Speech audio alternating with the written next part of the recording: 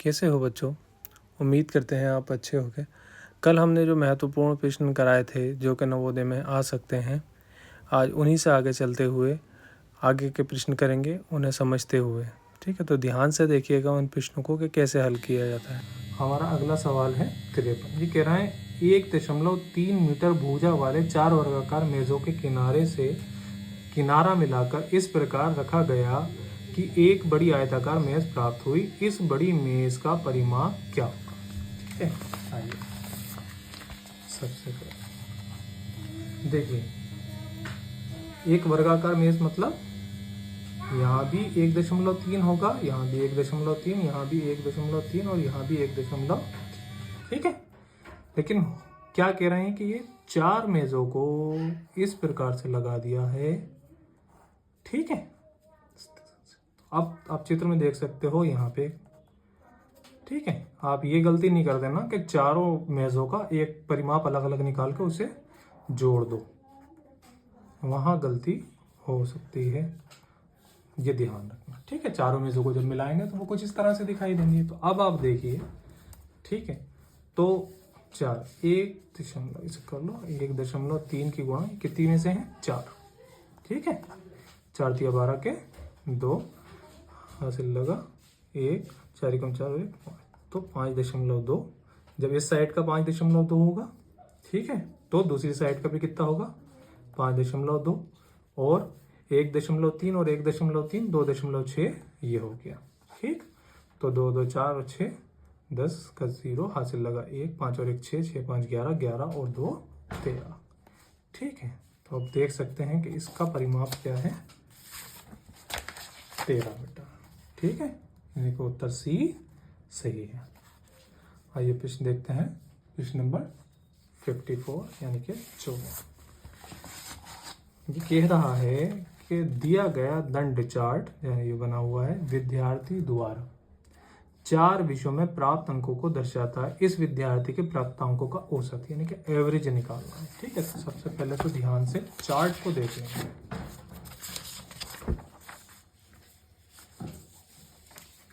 ठीक, प्रश्न नंबर है 54। ठीक, 4 सब्जेक्ट हैं। सबसे पहले इंग्लिश के, देखो चार्ट में दिखाई दे रहा है कि इंग्लिश के नंबर कितने हैं 80। अब हिंदी के नंबर कितने हैं 80 और 60 के बीच में यानी कि 70। ठीक, और इसी तरह आपके गणित के कितने नंबर हैं 80 और 100 के बीच में यानी कि 90। और विज्ञान जिसमें कि सबसे कम नंबर हैं, ये इसमें कितने हैं 60। ठीक है, कुल कितने विषय हैं 4, तो भाग में कितने रख दिए जाएंगे 4। अब आप देखिए, इन आपस में जोड़ लें।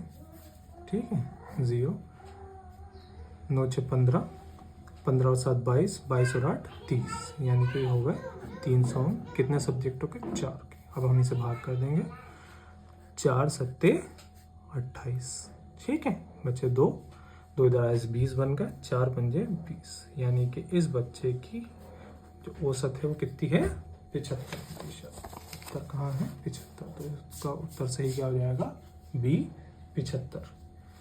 ठीक है, चलिए अगला प्रश्न ले लेते हैं, प्रश्न नंबर 55। ये कह रहा है एक वर्ग तथा एक आयत के क्षेत्रफल बराबर है यदि वर्ग की प्रत्येक भुजा 42 मीटर है, ठीक है, तथा आयत की चौड़ाई 28 मीटर है, तो आयत का परिमाप ज्ञात करो। ठीक है, चलो आप प्रश्न पर आते हैं। देखो नया पेज ले लेते हैं।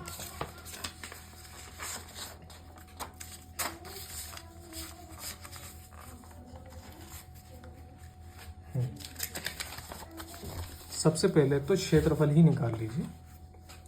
देखिए, वर्ग की जो 4 भुजाएं होती हैं वो समान होती हैं, आपको पता ही है। ठीक है, तो इसका मतलब है जो वर्ग का क्षेत्रफल का जो सूत्र होता है भुजा का वर्ग। ठीक है, तो भुजा कितनी है 42, दूसरी भुजा भी कितनी होगी 42, आपस में गुणा कर दीजिए 42 की 42 से। ठीक है, तो कितने हो जाएंगे आपके 42 जो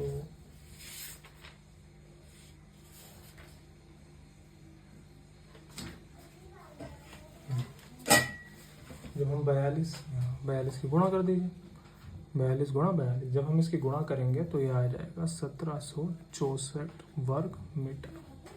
ठीक है। अब देखिए आयत पे आइए।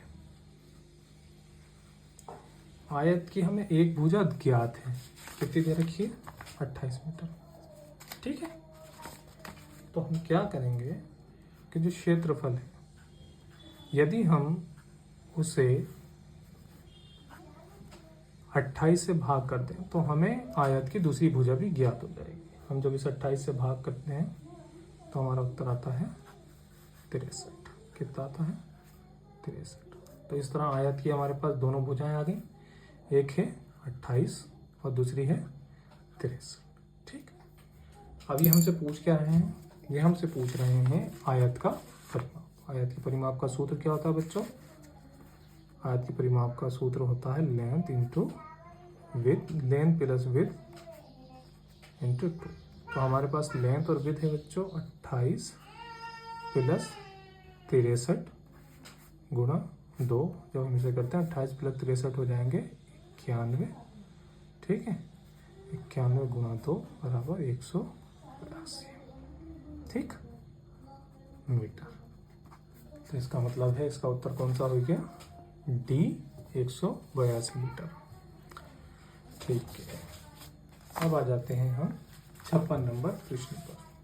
ठीक है, देखिए 56 में कुछ भी हल करने जैसा नहीं है। ये कह रहा एक प्रतिवर्ती कोण की माप होती है। देखो प्रति में एक चीज और बता दूं आपको, प्रतिवर्ती को वृद्ध कोण भी बोलते हैं। कुछ बच्चों को वृद्ध पढ़ाया गया होगा, कुछ को प्रतिवर्ती बताया होगा। ठीक है, तो आपको दोनों पता होना चाहिए। देखिए कोणों का प्रकार, 6 प्रकार के कोण होते हैं। सबसे पहले न्यून कोण, वो कोण जो 1 से अधिक, 0 से अधिक और 90 डिग्री से कम होगा वो न्यून कोण होगा। दूसरा है समकोण, वो कोण जो 90 डिग्री, एग्जैक्ट 90 डिग्री का होगा समकोण होगा। फिर उसके बाद आता है अधिक कोण, वो कोण जो 90 से तो अधिक हो लेकिन 180 से कम हो वो आ जाएगा अधिक कोण। फिर आता है ऋजु कोण, स्ट्रेट कोण जिसे भी कहते हैं, वो होता है पूरा 180 डिग्री। उसके बाद में आता है आपका प्रतिवर्ती कोण, वो कोण जो 180 से तो अधिक हो परंतु 360 से कम हो। ठीक है, तो इसका मतलब है आपका उत्तर कौन सा हो जाएगा, सी। आइए 57वां प्रश्न ले लेते हैं। ये कहते हैं संख्या 7/13 को 25/26 में से घटाने पर प्राप्त होगा, यानी 25/26 में से 7/13 घटा देंगे। ठीक है, आइए करते हैं इसे भी। संख्या किस में से, 25/26 में से घटाना कितने हैं, 7/13। ठीक है, सीधा सीधा दिख रहा है, एलसीएम तो 26 ही है।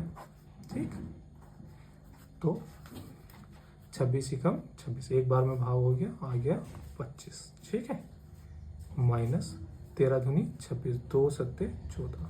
ठीक है, 13 को 26 को जब 13 से भाग करा, 13 दूनी 26, 2 बार में भाग हो गया, जो उत्तर आया उसके ऊपर वाले में गुणा कर दी, 2 सत्ते 14। इस तरह हमें क्या मिला, 11/26।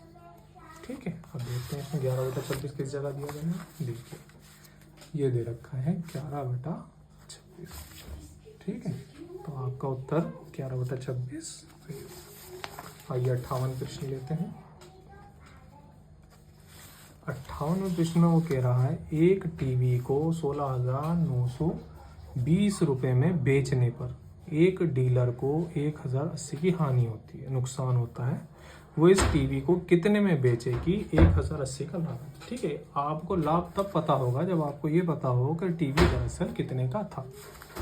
तो सबसे पहले आप उसका मूल्य ज्ञात करिए टीवी का।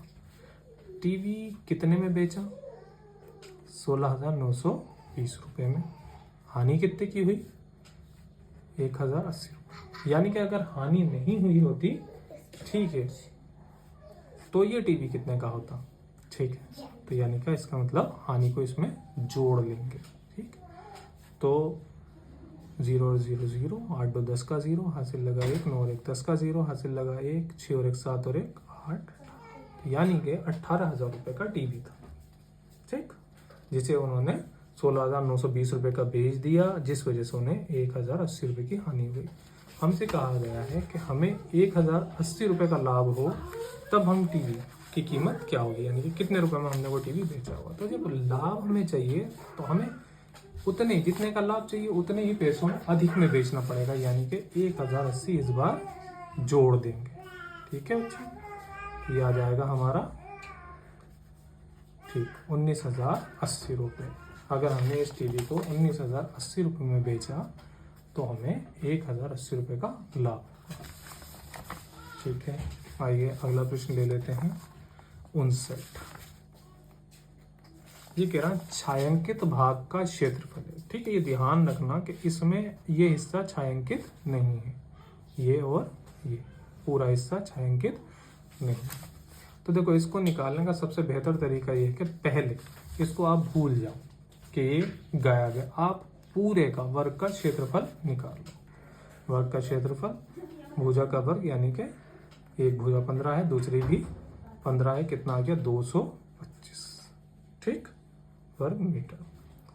अब उस हिस्से का निकाल लीजिए जो कि आपका नहीं दिया गया। अब देखिए, एक भुजा उसकी 5 सेंटीमीटर है और दूसरी भुजा निकालना पड़ेगी। देखिए, छायांकित भाग कितना 8 सेंटीमीटर, दूसरा 3, तो 8 3 11 होना कितना चाहिए था 15। तो 15 में से 11 कर लीजिए, 4 का डिफरेंस है, यानी कि 4 सेंटीमीटर का हिस्सा नहीं है। तो ये हो गया 5 चौक 20।